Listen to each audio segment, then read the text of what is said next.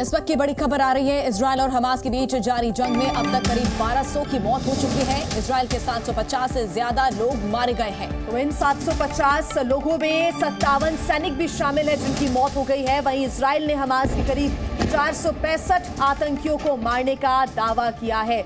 Israel और Hamas के बीच ये जंग जारी है जिसमें 1200 लोग अपनी जान गंवा चुके हैं। इजरायल के 750 लोग जिनमें 57 सैनिक शामिल हैं मारे जा चुके हैं अब तक। लगातार दोनों ही तरफ से देखिए दावे यहां पर किए जा रहे हैं। कईयों को बंधक बनाने की भी खबर आ रही है, लेकिन ये जो जंग लगातार जारी है, आज इस जंग का तीसरा दिन है। शनिवार से इसकी शुरुआत हुई है। 1200 की मौत हो चुकी है अब तक इस पूरे जंग में।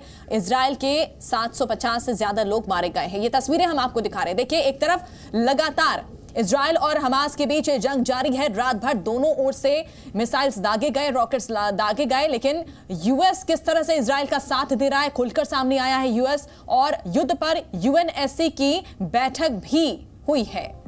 तो जंग में कई देश के लोग अब फंसे हुए हैं। जो वॉर जोन बताया जा रहा है वहां पर इस वक्त कई देशों के लोग फंसे हुए हैं, उनको निकालने का काम भी किया जा रहा है।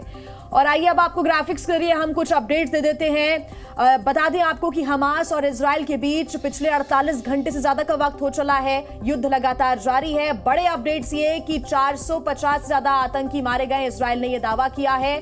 750 जो लोग हैं इजरायल की, उनकी मौत की जानकारी भी मिली है। तो हमास का दावा है कि 100 से ज्यादा जो है लोग हैं उन्हें बंधक बनाया गया है, यानी 100 से ज्यादा इजरायली बंधक बने हुए हैं। इजरायल का दावा है कि 600 से ज्यादा ठिकानों को ध्वस्त कर दिया गया है। इजरायल के दक्षिणी बॉर्डर पर संघर्ष जारी है।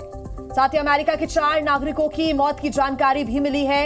बता दें आपको कि नेपाल के 10, थाईलैंड के 2 छात्रों की मौत हो गई है। इस जंग में अमेरिका इजरायल की सैन्य मदद करेगा, यह भी जानकारी मिल रही है। युद्धपोत देने की तैयारी अमेरिका की तरफ से की जा रही है। यूएसए के एयरक्राफ्ट से डरते नहीं हैं हम, हमास की तरफ से यह बयान सामने आया। तो ईरान एक तरफ हमास की मदद कर रहा है, खुलकर सामने आ रहा है, उसका समर्थन कर रहा है हमास की। तो वहीं दूसरी तरफ देखिए, अमेरिका जो है खुलकर सामने आया है। ऐलान यहां पर किया गया अमेरिका की तरफ से कि वो इजरायल को युद्धपोत देगा। लगातार समर्थन करता हुआ अमेरिका।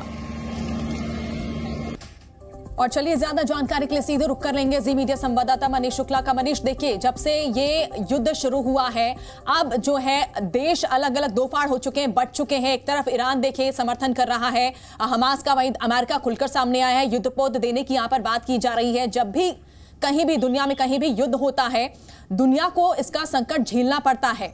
ऐसे में क्या लगता है ये युद्ध कहां जा रहा है? क्या ये युद्ध आतंक के खिलाफ है? बिल्कुल, देखिए, इस वक्त यूक्रेन और रशिया को लेकर के दुनिया 2 भाग में बटी हुई है और इसका असर आम लोगों के ऊपर पड़ रहा है। और कोई नहीं चाहता कि कोई दूसरा वॉर हो। और खास तौर पर जिस तरीके से हमले किए गए हमास की तरफ से इजराइल के अंदर, उसके बाद जब इजराइल अब एक्शन लेना चाह रहा है, जहां इजराइल के एक्शन पर दुनिया के कई देश साथ में हैं और शायद इस सभ्य देश में कोई भी ऐसे विजुअल्स पसंद नहीं करेगा जो दृश्य दिखाई दिए, जैसे इजरायली लड़कियों को मारा गया, उनको किडनैप करके ले गया गया, बच्चों तक को नहीं छोड़ा गया।